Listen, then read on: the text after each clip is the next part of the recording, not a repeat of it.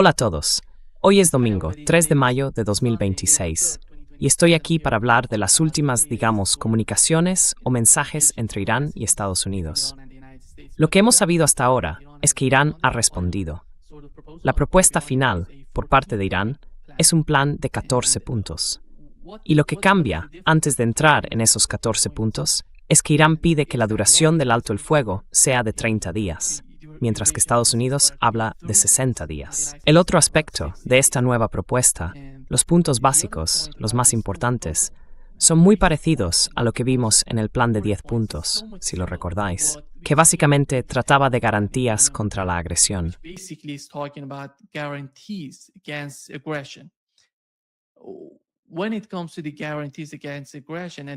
Cuando hablamos de las garantías frente a la agresión, el primer punto y el segundo son, en cierto modo, parecidos, porque ambos piden a Estados Unidos que retire sus tropas de los países del Consejo de Cooperación del Golfo y también de otros países. Se menciona que sea en el entorno de Irán. Así que en realidad esos dos puntos están relacionados, porque si de verdad se quiere encontrar una solución permanente a lo que está ocurriendo, hay que ofrecer garantías. Pero el problema es que Estados Unidos no va a darle nada de ese tipo a Irán. En el fondo, cuando hablamos de las bases estadounidenses, la realidad es la que es. No van a poder volver a la situación anterior, porque allí tenían radares, tenían de todo.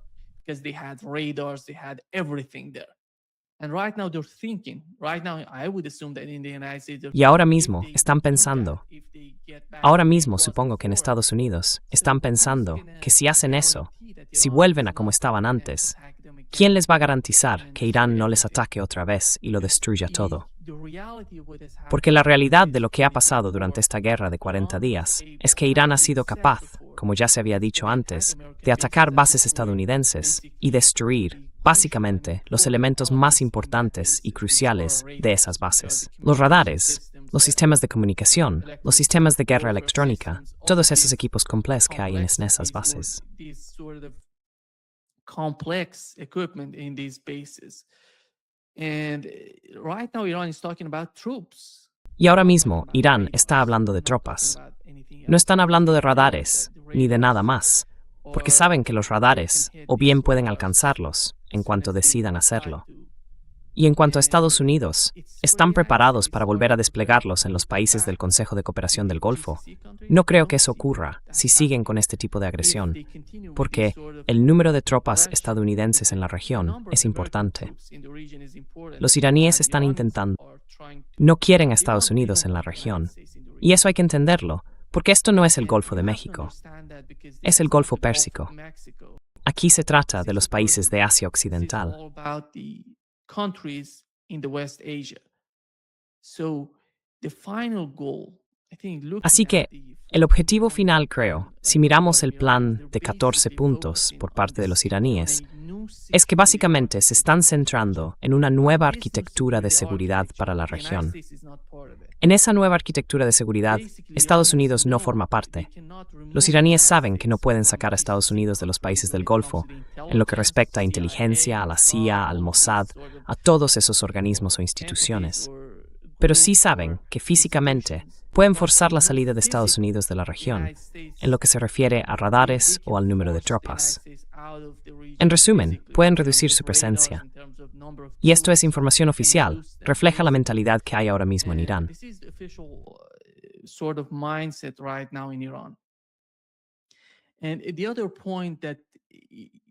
Y el otro tema del que se está hablando estos días es que Irán está considerando liberar, ya sabes, los activos congelados.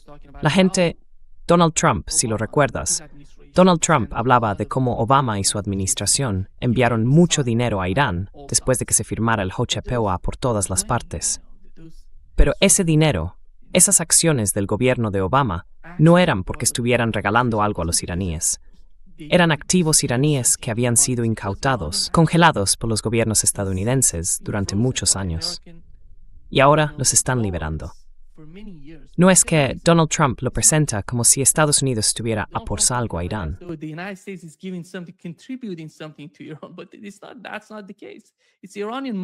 Pero no es así.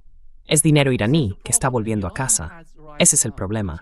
Y ahora mismo, Irán tiene todo tipo de herramientas para presionar a los países que participaron, o facilitaron, o ayudaron a Estados Unidos a llevar a cabo ese tipo de políticas, a imponer esas políticas, a ejercer presión sobre el pueblo iraní durante tanto tiempo. Y hay que entenderlo. La sociedad iraní no es algo simple. No se trata solo de lo que viene después, porque se parece mucho a lo que ha pasado en Gaza después del 7 de octubre. Mucha gente se pregunta qué ha ocurrido, por qué empezó esta guerra. Todo el mundo habla del ataque de Hamas, de Israel y de todo eso. Everybody's talking about the Hamas attack and Israel and all of that. But this conflict is long. Pero este conflicto viene de mucho antes del 7 de octubre. Hay una historia detrás. Hay que mirar todos estos temas en conjunto. No se puede llegar al 7 de octubre y básicamente inventarse las cosas. En el caso de Irán pasa lo mismo. Hay una historia detrás de lo que ha ocurrido, que en realidad significa lo que sucedió tras la revolución en Irán. Y eso Irán lo sabe. No hay manera de que la administración Trump abra ese comercio o resuelva el conflicto o este problema en Oriente Medio, sin tener en cuenta todos esos asuntos que de alguna forma han seguido creciendo como una bola de nieve, cada vez más grande a medida que pasa el tiempo. It's getting bigger and bigger as it goes on and on. And this is the reality on the part of I'm talking about the issue. Y esta es la realidad por parte de, estoy hablando de los problemas entre Irán y Estados Unidos. Y ahora mismo, lo que siente Irán es que ya no quiere eso, porque el objetivo final de Estados Unidos es básicamente debilitar a Irán en lo económico, en lo militar, ejercer mucha presión sobre la sociedad iraní, crear estos grupos de globalistas, de democracia, de derechos humanos, con todos esos nombres tan bonitos, entrar en Irán y presionar a la sociedad iraní, hacer que esos grupos dentro del país participen y cooperen con agentes de la CIA y del Mossad fuera de Irán y desestabilizar el país. Ese es todo el plan. No empezó ayer, ni anteayer, ni hace 40 días. Yesterday or the day before or 40 days ago. It's a long-term plan on the part of the United States and Mossad. Es un plan a largo plazo por parte de Estados Unidos y del Mossad. Se remonta literalmente a los años 80, cuando ocurrió la revolución en Irán. Irán lo entiende perfectamente. Irán sabe cuál es la realidad de lo que está pasando. No se trata solo de poner a Irán de rodillas, se trata de destruir a Irán tal y como es hoy. Nadie, ellos no quieren que Irán sea independiente, una nación soberana. Pero esa no es la realidad de Irán. ¿Sabes qué es lo que les sorprende de Donald Trump? Que no entiende a Irán, ni a la sociedad iraní, ni a la civilización iraní. En el caso del bloqueo, el bloqueo no es nada. Cuando digo que no es nada, no quiero decir que no estén ejerciendo presión sobre Irán, sobre la economía iraní.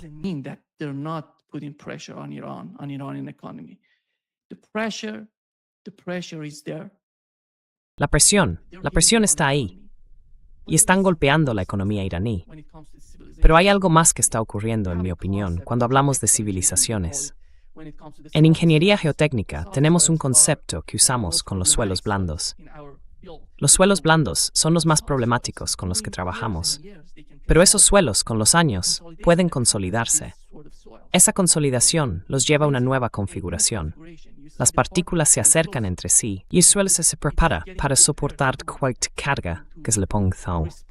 La sociedad iraní es igual. Iranian society is the same, in my opinion. And the similarity between civilization and the soft soil, Y la similitud entre la civilización y el suelo blando, diría yo, es que durante años y años, igual que decimos en los suelos, recuerdan lo que ha pasado en el pasado. Saben lo que ha ocurrido. Saben cómo responder a eso. Y ya sabes, con estos suelos consolidados, se ve que cuando se les aplica mucha presión, saben cómo reaccionar. Se asientan, pero no de forma drástica. Se asientan poco a poco. Sienten la presión. Entienden la presión. La presión está ahí. No se puede negar la presión del bloqueo o la presión de las sanciones.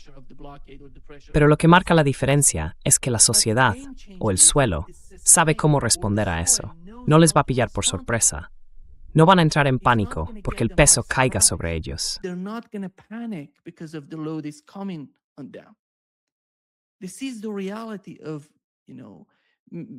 Esta es la realidad. Quizá resulte tan confuso para la gente de Estados Unidos o para la sociedad occidental, porque nunca han estado bajo sanciones. No saben lo que son las sanciones, pero Irán sí lo sabe. Irán sabe cómo responder a eso. El pueblo iraní sabe cómo afrontar este tipo de dificultades, sobre todo las económicas.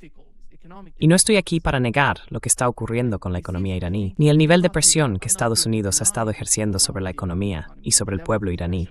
Están provocando hambre en muchas partes del mundo. No se trata solo de Irán. Basta con mirar este régimen de sanciones. Es increíble. Han destruido muchas zonas del planeta.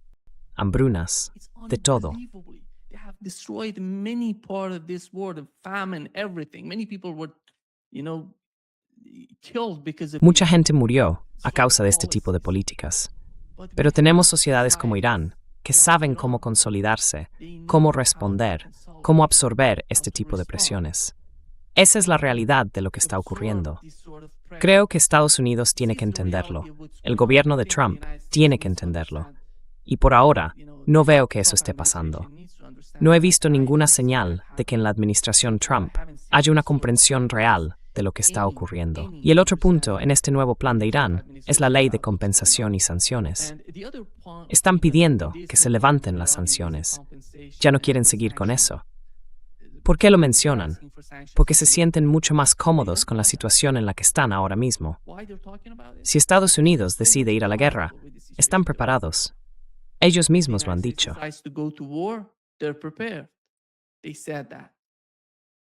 If they try more sanctions, which doesn't make Si intentan imponer más sanciones y más sanciones, lo cual no tiene sentido en mi opinión, porque ya no queda nada más por sancionar. Lo tienen todo. Todo está sancionado en Irán. Y en el caso del petróleo, Irán ya había vivido este tipo de bloqueo mucho antes, durante la administración de Trump, cuando fue elegido por primera vez. En aquel entonces se hablaba de algo así como 2 millones, más de 2,5 millones de barriles al día que exportaban antes de que Donald Trump fuera elegido en su primer mandato en Estados Unidos, en 2017, 2018. Pero en 2018, cuando Donald Trump decidió retirarse del acuerdo nuclear, el JPOA, el régimen de sanciones volvió a imponerse. Intentaron presionar a Irán y redujeron las exportaciones de petróleo. And they reduced the export, the oil exports. So it was reduced to 400. Así que se redujo a 400. Algunas fuentes dicen 400,000 barriles al día, pero yo hablé con gente en Irán que está bien informada. Me dijeron que se redujo a cero, literalmente, entre 2018 y 2020. Se redujo. Creo que el profesor Miranda lo explicó una vez en este mismo podcast. Y sí, se redujo a cero. Eso significa que los barriles que Irán exportaba en aquellos años estaban relacionados con los proyectos que China estaba llevando a cabo en Irán. Así que para pagar a China, Irán enviaba esos barriles a China. No era simplemente que Irán estuviera vendiendo petróleo. Esa es la realidad. Y ahora mismo no hay nada de eso. Antes de venir aquí, supimos que un nuevo petrolero, con 1,900,000 barriles, logró atravesar el bloqueo y salir del Golfo Pérsico y de la zona que Estados Unidos intenta controlar el bloqueo.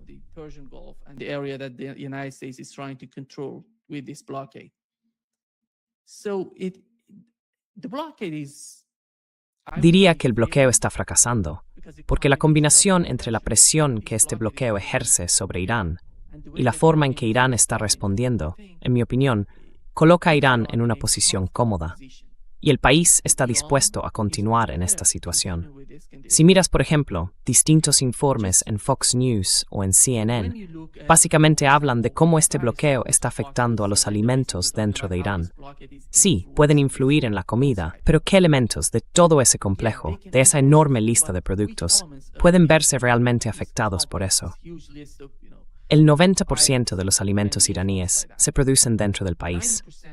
Las áreas más débiles de la economía iraní son, por ejemplo, cuando se trata del arroz.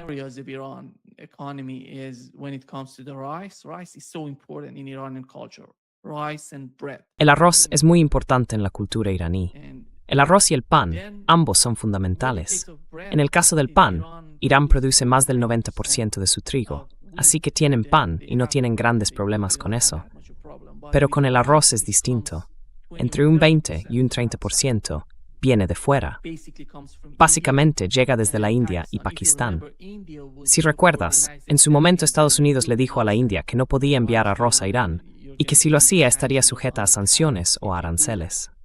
No sé qué ha pasado desde entonces, pero parece que la India ha reducido la cantidad de arroz que envía a Irán. Aún así, Irán tiene otras opciones, como Pakistán, que es su país vecino.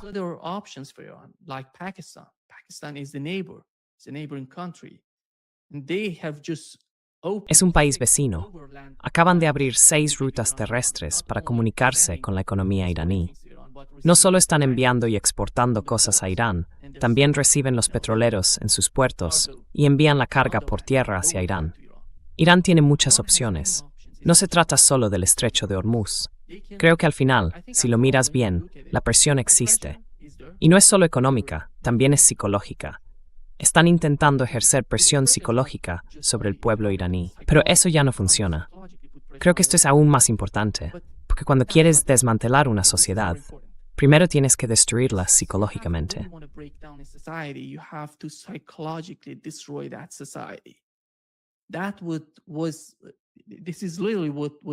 Esto es, literalmente, lo que estaba ocurriendo antes de que empezara esta guerra.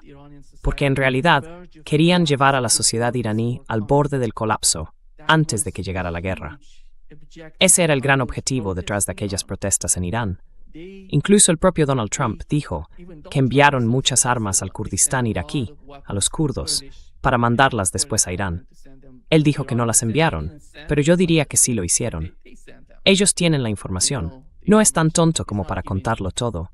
Cuando mandas muchas armas a un pequeño grupo en el Kurdistán iraquí, a esos kurdos, a esos terroristas, luego muchas de esas armas acaban en manos de gente dispuesta a provocar algún tipo de caos en Irán.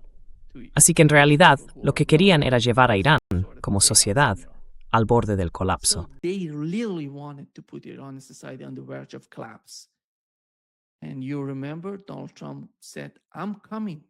Y recuerdas que Donald Trump dijo, voy a ir a salvaros, voy a ir a liberaros. Eso, otra vez, formaba parte de la propaganda. ¿Pero qué pasó? No funcionó durante la guerra. Atacaron, vieron cómo respondió Irán. Con el paso del tiempo, Irán se fue haciendo más y más fuerte. Y Estados Unidos se estaba quedando sin misiles de crucero, sin interceptores, los radares ya no funcionaban, y todo se estaba poniendo mal para la posición estadounidense y también para la israelí. Así que decidieron, fue Estados Unidos, recordarlo bien, fue Estados Unidos quien suplicó un alto el fuego. No era la primera vez, era la segunda vez que Estados Unidos pedía a Irán un alto el fuego. Ocurrió en junio de 2025, en una guerra que duró 12 días.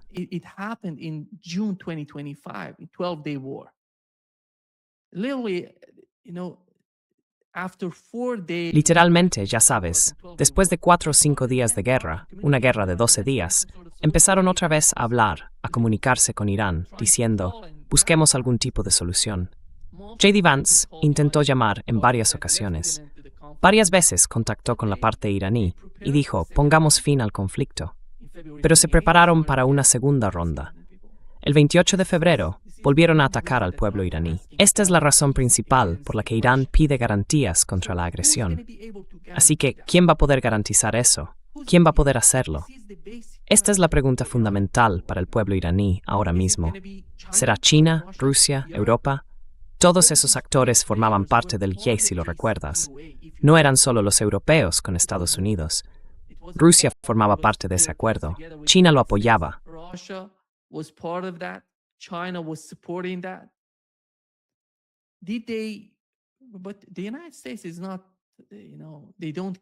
Pero Estados Unidos no. Ya sabes, no le importa lo que sienta China o lo que piense Rusia. Hoy en día diría que tampoco le importa lo que diga Europa, porque tienen un amo en Tel Aviv. Tienen un amo, Benjamin Netanyahu, con su administración. Ellos deciden todo en Washington. Y quien piense lo contrario, en mi opinión, no está viendo el panorama completo. ¿Y cuál ha sido el beneficio para Estados Unidos hasta ahora? ¿En qué se ha beneficiado Estados Unidos con esta guerra? ¿Cuál ha sido? Ni un solo beneficio para Estados Unidos. Antes de que empezara esta guerra, no había ningún problema con el estrecho de Hormuz. Ahora mismo, el punto clave, el principal, es el estrecho de Hormuz. Todo lo que Donald Trump está haciendo desesperadamente no tiene nada que ver con el programa nuclear iraní, amigos.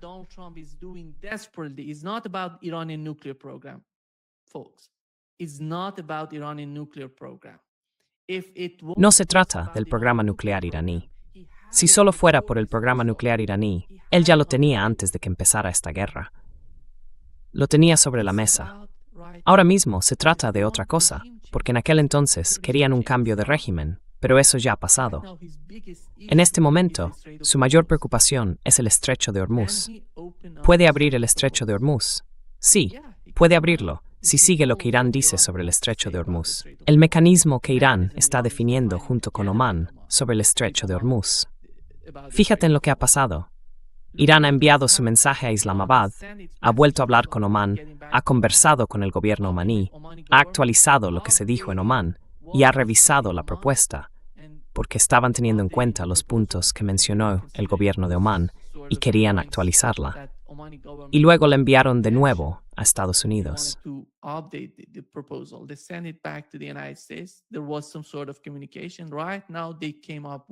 Hubo algún tipo de comunicación.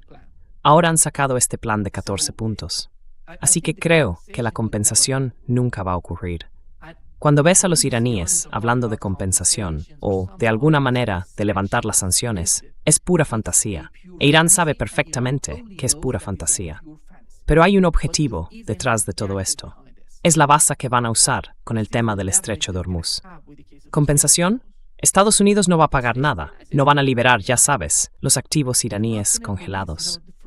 ¿Cómo puedes imaginar que vayan a levantar las sanciones, o a pagar una compensación, o a pagar al gobierno iraní por la destrucción que los ataques de Estados Unidos e Israel han causado en Irán?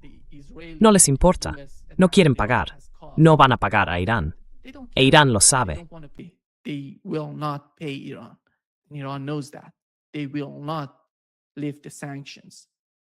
No van a levantar las sanciones. Y aquí entra el caso del estrecho de Hormuz. El estrecho de Hormuz está en manos de los iraníes. Irán puede compensar. Irán puede usar el estrecho de Hormuz. Los países que participen, que lo faciliten, van a tener que pagar en el estrecho de Hormuz. No solo habrá un sistema de peajes, también habrá cargos adicionales, e Irán va a obligarles a pagar por la muerte y la destrucción que han causado hasta ahora. Y estaban hablando de eso, de legalizarlo en el Parlamento iraní. Luego pasa al Consejo de Guardianes, y después de ser validado o votado por el Consejo de Guardianes, se convertirá en ley iraní dentro de la Constitución. Y nadie podrá cambiarlo. No van a aprender de esto. ¿Van a aceptarlo?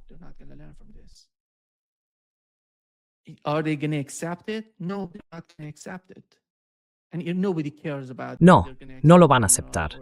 Y a nadie le importa si lo van a aceptar en Irán o no. Es la misma situación que lo que ha pasado con la parte oriental de Ucrania.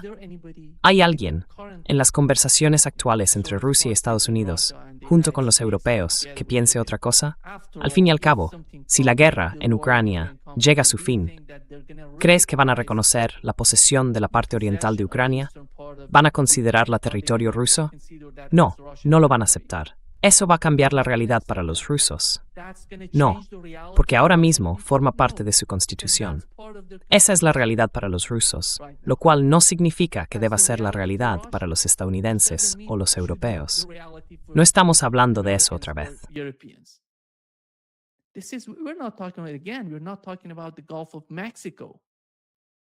No estamos hablando del Golfo de México, estamos hablando del Golfo Pérsico. Estamos hablando del estrecho de Hormuz, como dijo Donald Trump, el estrecho de Irán. Creo que sería un término mejor, un nombre más adecuado para el estrecho. Y esto es lo que está ocurriendo con los iraníes. Saben lo que quieren, y van a conseguirlo. Hubo una llamada telefónica entre el ministro de Asuntos Exteriores iraní Arash y otros países. Participaron Turquía, Qatar, Arabia Saudí y Azerbaiyán. Llamaron y hablaron con sus homólogos, los ministros de Exteriores de esos países.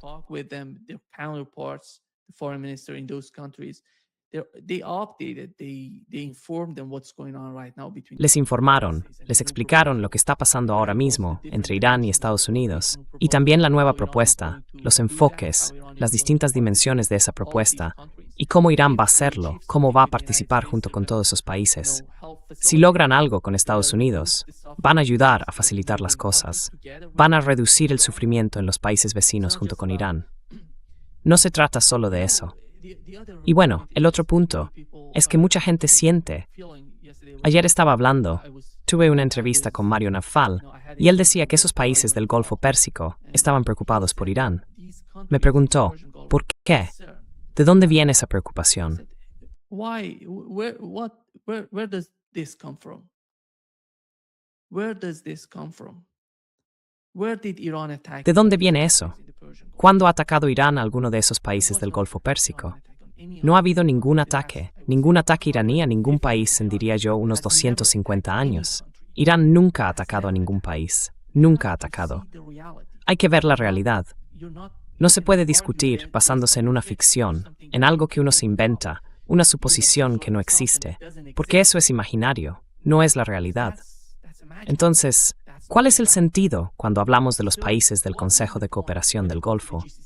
Los países del CCG tienen que entender que si quieren seguridad, deben comprender que en la medida en que piensen en su propia seguridad, la seguridad de su vecino también es importante. Is important as well.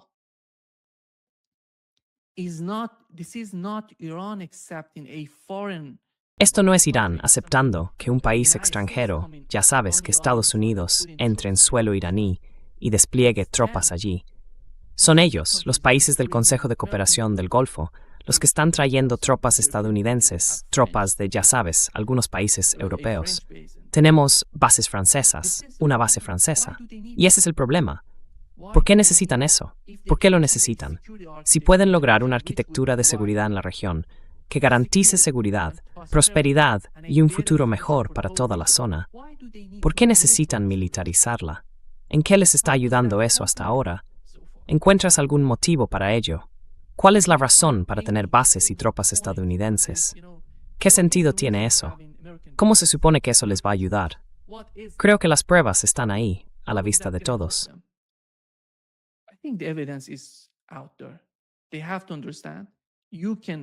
Tienen que entenderlo. Tú puedes entenderlo, puedes comunicarte, puedes mejorar eso, puedes abordar, o al menos tener en cuenta, las principales preocupaciones de tu vecino. Hablo de Irán, porque Irán está muy preocupado por esas bases, por las tropas estadounidenses en los países del Consejo de Cooperación del Golfo. Más de 3.000 personas murieron durante esta operación. ¿Cuántas personas murieron en los países del Golfo junto con Israel? Eso demuestra cómo Irán utiliza su estrategia contra esos países. No se trata de matar gente, sino de que permiten que Estados Unidos e Israel usen su territorio para atacar a Irán. No basta con anunciar, no vamos a dejar que Estados Unidos use nuestro espacio aéreo, porque de hecho lo hicieron. Permitieron que Estados Unidos utilizara su espacio aéreo para atacar a Irán. But they announced it before. They're not going to let it. It's not all about this. It's about the radars. It's about the communication, the troops, and everything. The network of, hostility that they have created in their countries against Iran. It's just unbelievable. I don't know how is that so difficult for them to understand that. If they want security, they don't need that. They can have an agreement with their neighbors. That's all. Look at the United States and look at Canada, look at Mexico. Pedirle a China que ponga tropas chinas en, ya sabes, territorio mexicano. Chinese troop on, Mexican soil because they want some sort of security because the United States is so. Porque lo que quieren es algún tipo de seguridad. Porque Estados Unidos es una superpotencia. Y hemos visto lo que Estados Unidos está haciendo con, ya sabes, México. O sería el caso de Canadá. ¿De verdad aceptarían eso en Canadá? Si alguien quisiera, no sé, poner una base rusa en Canadá o una base china en Canadá, porque quieren equilibrar el poder frente a Estados Unidos. Porque al fin y al cabo, ya hemos visto lo que hizo la administración Trump con Canadá y con México. Tiene sentido.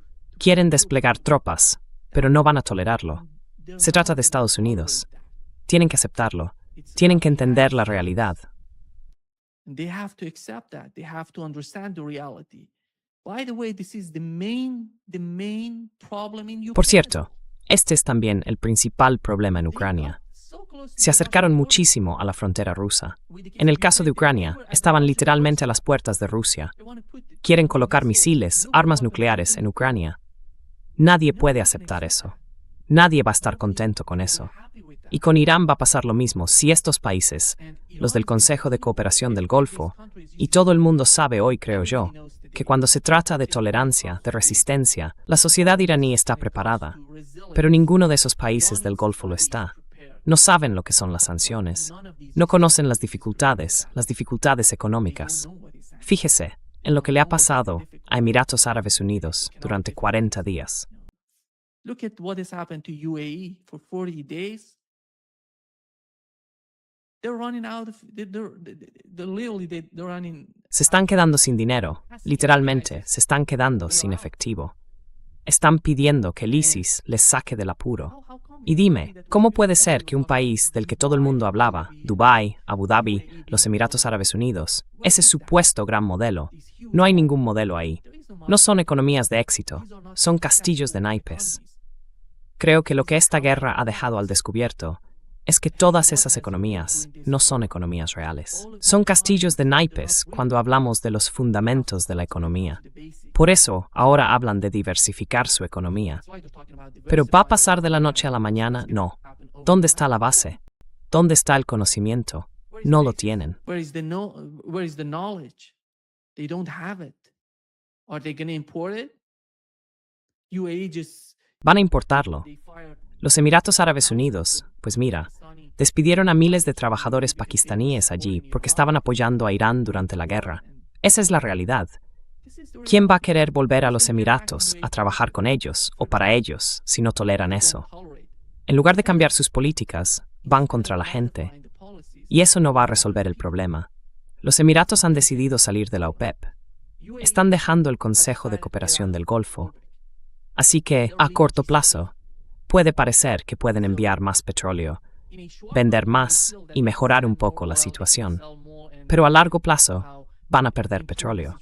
Porque cuando hablamos de la OPEP, hablamos de muy importantes en la producción de petróleo. talking about important countries when it comes to the oil production. And they're just leaving that to help the United States. I would say Y están haciendo eso solo para ayudar a Estados Unidos. Yo diría que Donald Trump les dijo, si queréis algún tipo de rescate, entonces tenéis que salir de la OPEP. Tenéis que ayudarnos con el tema del precio del petróleo ahora mismo. Esto demuestra hasta qué punto estos países dependen de Estados Unidos. No son economías reales. No lo son. Y el otro punto es la paz. Cuando se trata de la paz, Irán habla de todos los frentes, incluido el Líbano. El Líbano es muy importante para Irán. Yo diría que si Estados Unidos lo da todo pero sin el Líbano, no habrá paz, no habrá acuerdo, solo para que se entienda lo importante que es el Líbano para Irán. there would be no agreement, just to understand how important Lebanon is for Iran. Because they don't want Porque no quieren que Israel haga en Cisjordania lo que hizo en Gaza. Lo que están haciendo ahora mismo, tanto en Gaza como en Cisjordania, no van a dejar que Israel llegue tan lejos. Y ahí está la parte complicada de todo esto para Donald Trump. Por eso, no soy optimista con lo que está pasando. No se trata de analizar punto por punto ese plan de 14 puntos. Lo miras y la gente se ríe. ¿De verdad Irán cree que van a hacerlo? No. Irán sabe que no van a cumplir, que no van a aceptar ninguno de esos puntos. Pero Irán está mostrando su posición. Está dejando claro lo importante que es Líbano para ellos. showing its position, how important Lebanon is for Iran. They know that Israel is not a Trump administration. Saben que Israel no, que la administración de Trump no va a poder controlar al gobierno de Benjamín Netanyahu. Y no solo Benjamín Netanyahu. Supongamos que la oposición gana en Israel, por ejemplo, Yair Lapid, o junto con Naftali Bennett. No son tan diferentes de Benjamín Netanyahu. Básicamente, quieren ocupar la parte sur del Líbano, crear una zona de seguridad. Están hablando de una zona de seguridad, por cierto. Siempre que quieren apoderarse de algo, cuando quieren ocupar territorio, lo llaman zona de seguridad, zona de seguridad.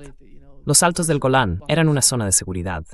Y ahora están subiendo, subiendo y subiendo, y tomando más territorio de Siria. Ayer estaban atacando Siria. Syria. They were attacking Syria yesterday. They attack Syria again and again. This is not Bashar Assad. Atacan Siria una y otra vez. No se trata de Bashar al-Assad en Siria. Se trata del tipo al que ellos apoyaron. El tipo al que apoyó la CIA, al que apoyó el Mossad. Y el gobierno de Turquía facilitó todo el proceso, les ayudó, cooperó con ellos para colocarlo en Siria. Pero Israel no quiere eso. Ben-Gvir quiere matar, asesinar, ya sabes, al Jolani o a Sharaa, quien sea, el decapitador de HTS. Quieren asesinarlo. Y esto no tiene que ver con el asesinato de HTS, porque no quieren una Siria unificada. Quieren desmembrar Siria tal como está ahora. 5 regiones, 4 regiones, 3 regiones. Israel quiere toda la parte sur de Siria. Quieren llegar hasta Damasco. Y con el caso del Líbano es lo mismo. With the case of Lebanon is the same. They're not going to stop there. That's why this is the importance. No van a detenerse ahí. Y aquí está la importancia de lo que Irán está diciendo, por cierto, con el caso del Líbano. Si Bashar al-Assad siguiera en Siria, habrían añadido Siria a este caso. Pero no es Bashar al-Assad quien está en el poder. Este es el problema de Turquía ahora mismo, porque Turquía se está convirtiendo en el principal enemigo de Israel. Y no solo se está convirtiendo en el principal enemigo de Israel, también se está convirtiendo en el próximo problema de Estados Unidos. Porque el gobierno de Estados Unidos se equivoca, o las políticas las define Israel, y tienen que seguir las políticas israelíes en Oriente Medio. Así que Irán, Turquía, y al día siguiente será Pakistán. ¿Hasta cuándo están dispuestos a continuar con estas guerras? How long are they prepared to continue with these wars? Is that going to help? Does it have anything to Eso va a ayudar. Tiene algo que ver con esto. Solo hay que mirar lo que ha pasado hasta ahora con esta guerra, con el apoyo que la administración Biden dio a Benjamin Netanyahu y a los israelíes para destruir Gaza y Cisjordania. Y luego vino Donald Trump, que le dio todo a Benjamin Netanyahu, básicamente diciéndole, adelante, destrúyelo todo y mata gente. ¿Cuál es el beneficio para Estados Unidos? ¿Qué ganan con eso? Nada. No están ganando nada. En el caso de la guerra contra Irán, está ganando Estados Unidos. ¿Tiene algún sentido que Estados Unidos intente mostrar que está ganando? No, no están ganando. Están perdiendo. No, they're not winning. They're losing. It's not just about the Middle East and the Strait of Hormuz. No se trata solo de Oriente Medio y del Estrecho de Hormuz. Se trata de la visión global. China, si miramos lo que está pasando en Oriente Medio, las bases estadounidenses que rodean a China, podrían literalmente acabar con todas ellas si decidieran hacerlo. ¿Va a poder Estados Unidos enfrentarse a China en Taiwán? Lo dudo mucho. De verdad, ya no veo a Estados Unidos llegando tan lejos. Así que, volviendo a Donald Trump, por eso mucha gente en Estados Unidos, quienes votaron por él, pensaban que el país iba a centrarse en el hemisferio occidental, que básicamente iba a centrarse en sí mismo, en Estados Unidos, en recuperar empleos, en mejorar la economía estadounidense. Improving the American economy. Where is that? ¿Dónde está eso? Porque no lo saben. Todo se reduce a un juego de suma cero. Si pones aranceles a China, China va a reaccionar. Obligan a China a reaccionar. Y cuando China decide hacerlo, se ven a sí mismos como más poderosos o más fuertes o más influyentes, así lo sienten. Porque estos países, diría yo, no sé, es parte de la cultura oriental, usan todas las cartas que tienen hasta que se ven obligados a jugarlas. Fue el mismo caso con Rusia. Rusia se vio forzada. Rusia, de alguna manera, si miras la situación con Rusia, Rusia envió 100,000 soldados a la parte oriental de Ucrania.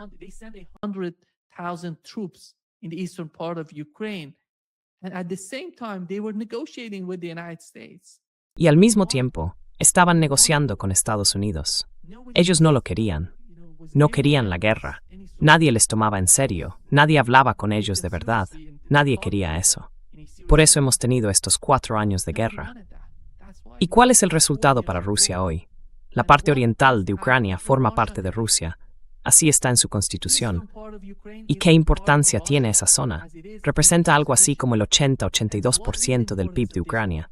Si esta guerra continúa y consiguen Odessa, eso sería literalmente el fin de Ucrania como Estado. No quedaría nada. It's nothing. There would be nothing left of Ukraine. Nothing. No quedaría nada de Ucrania. Nada. Si no hay conexión con el Mar Negro, eso ya no sería Ucrania. Creo que a día de hoy podemos decir que Odessa no va a formar parte de Ucrania como lo era antes de que empezara la guerra, en 2021, en febrero de 2022. Así que, pase lo que pase, Rusia va a controlar Odessa. Y saben cómo hacerlo. Rusia, en lo económico, en lo militar y en lo geopolítico, se ha redefinido y hoy es más poderosa. Ahora mismo lo saben, gracias a Petrois y el gas ruso barato. Alemania pudo prosperar, pudo más. Eso se ha acabado para Alemania. Eso se ha acabado para Alemania. Gone for Germany. That's gone for Germany. It's amazing looking at Germany today. Es increíble ver cómo está Alemania hoy. Ellos ayudaron.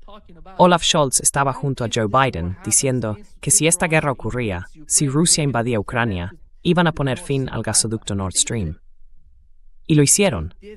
Lo hicieron. Y no destruyeron la economía rusa, destruyeron la economía alemana. A día de hoy siguen sufriendo las consecuencias de lo que pasó con el Nord Stream. Y Alemania, de forma increíble, está perdiendo completamente la visión de conjunto, porque antes de que estallara esta guerra entre Irán y Estados Unidos, el canciller alemán Merz decía que estaban haciendo nuestro trabajo sucio.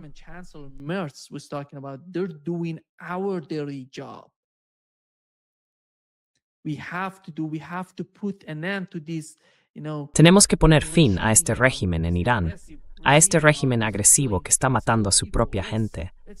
Hagamos un cambio de régimen en Irán. ¿Has oído lo que dice hoy? Afirma que Estados Unidos fue humillado en esta guerra porque esos tipos estaban esperando en segundo plano. Si Estados Unidos ganaba, él participaba. Cuando ganamos, ellos hacen el trabajo sucio y nosotros los apoyamos. Pero como Estados Unidos no está ganando, ahora sale diciendo que están perdiendo. Nosotros no formamos parte de esa humillación. Estamos en Europa, somos distintos, pero tú sí formas parte de ello. Tú formas parte. Lo hiciste todo, ayudaste, lo facilitaste. You help, you facilitated, you help in terms of defensive capabilities. Ayudaste en lo que se refiere a las capacidades defensivas, con tus radares, tus bases, todo lo que tenías, les ayudaste. Lo único que no hicieron fue en el caso del estrecho de Hormuz. Dijeron, no, esta no es nuestra guerra, porque si hubieran ido allí, si hubieran decidido entrar en el estrecho de Hormuz, eso habría sido el fin para los europeos. No tienen capacidad para eso. Militarmente no la tienen para ir allí. Si Estados Unidos, con su armada, una armada enorme, como la llaman, la más grande, yo diría que nadie tiene las capacidades de Estados Unidos en lo que respecta a la armada.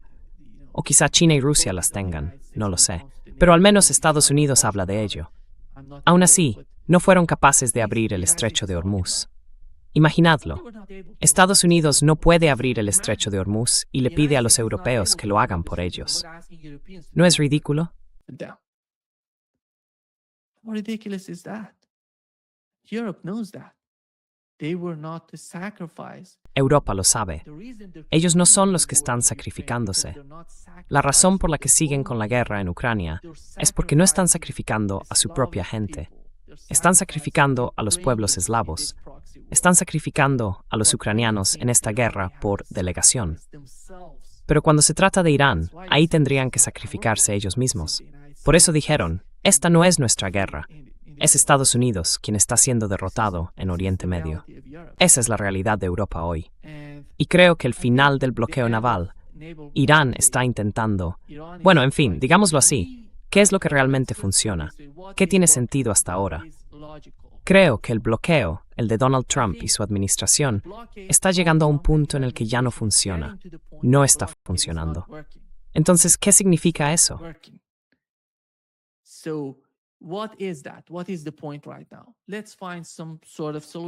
¿Cuál es el objetivo ahora mismo? Busquemos algún tipo de solución. ¿Cómo podemos hacerlo?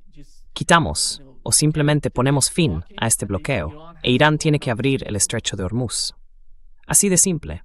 Al final va a pasar algo así, y el estrecho de Hormuz y el mecanismo de ese estrecho, y cómo Irán lo abriría, cómo cobraría a otros países, todo eso va a depender completamente de las políticas iraníes.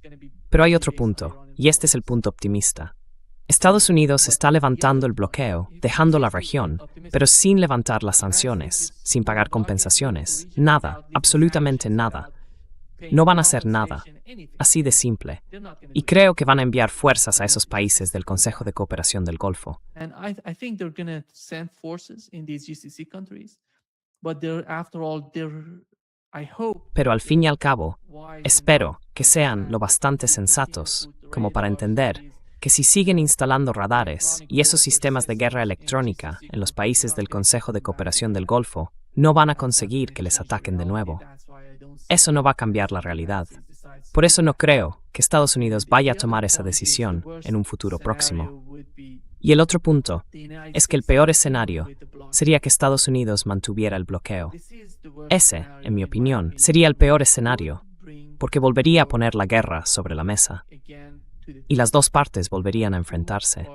No tiene por qué ser que, de repente, los dos países se ataquen directamente, pero sí que veríamos cómo las tensiones van creciendo poco a poco hasta que acaben estallando en una nueva ronda de guerra.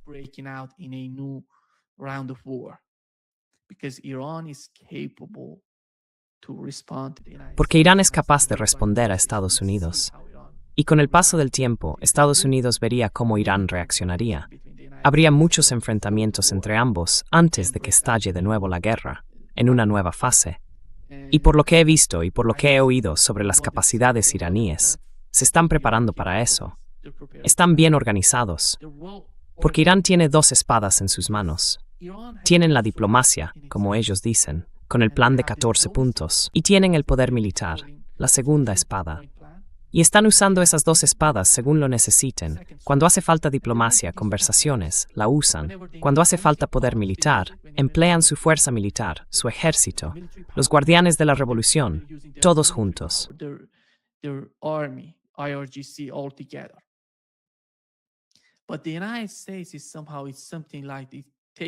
Pero Estados Unidos, de alguna manera, es como si tuviera dos espadas y las usara golpeando todo sin pensar.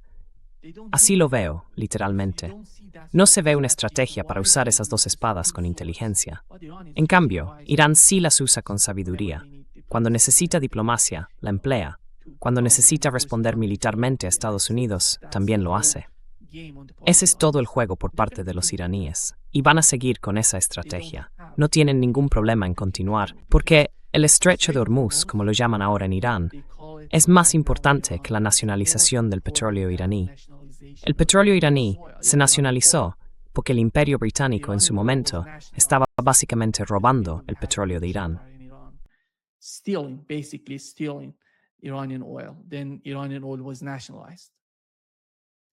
Luego se nacionalizó el petróleo iraní. Ahora mismo están hablando de lo mismo con el estrecho de Hormuz. Es algo más importante que nacionalizar el petróleo iraní. Mucho más importante. Mira al pueblo iraní hoy. La mayoría, una mayoría abrumadora, está hablando de esto. El otro punto sería el caso del programa nuclear iraní. No van a retomarlo pronto, porque Donald Trump no sería capaz de poner fin a la guerra entre Israel y Líbano. Levantar las sanciones, descongelar los activos. Tienen que hacerlo todo, absolutamente todo, antes de llegar al punto del programa nuclear iraní. Esa es la dificultad a la que se enfrentan ahora mismo Donald Trump y su administración.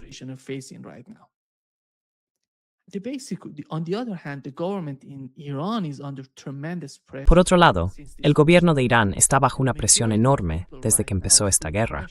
La mayoría de la gente ahora mismo está presionando. Hablan básicamente de cómo se puede garantizar su seguridad.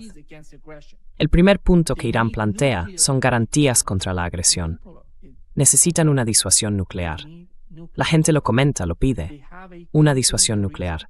Tienen un país en la región, Israel, con algo así como entre 300 y 700 bombas nucleares, y nadie parece asumir ninguna responsabilidad respecto al comportamiento del gobierno israelí. Si deciden, en una hora, atacar Irán con una bomba nuclear, pueden hacerlo. Nadie puede impedirles hacerlo.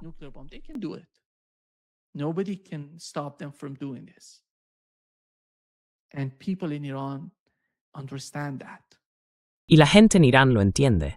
No quieren que Israel los ataque, ni que lo haga Estados Unidos, y mucho menos que los ataquen con armas nucleares. Así que este es el gran ámbito que creo que va a cambiar en la estrategia iraní. Los cambios están llegando, e Irán está preparado para todas las escaladas. Básicamente lo tienen definido. Con cada paso de escalada, saben cómo reaccionarían. En algún momento, si la escalada llega a cierto nivel, podrían incluso adelantarse. Esa es la estrategia, y veremos qué pasa. Donald Trump ahora mismo está hablando de eso. Está leyendo el plan iraní de 14 puntos. No sé si realmente lo está leyendo. Y la verdad, no me imagino a Donald Trump leyendo nada. I don't know if he's reading, and I don't see Donald Trump reading anything. I don't see Pete Hegseth being capable of reading anything. No veo a Pete Hegseth capaz de leer nada. O quizá haya algunas personas en la administración, supongamos eso, que puedan entenderlo, que puedan encontrar algún tipo de salida. Como he mencionado, si Estados Unidos simplemente levanta el bloqueo, elimina el bloqueo, vuelve a centrarse en sí mismo, e Irán sigue con el estrecho de Hormuz, entonces ese sería el punto final. No veo que ocurra nada más entre las dos partes, ni por ahora, ni en un futuro cercano. Y eso es todo. Muchas gracias. Solo más interpretación de lo que está pasando, y veremos qué sucede. Gracias.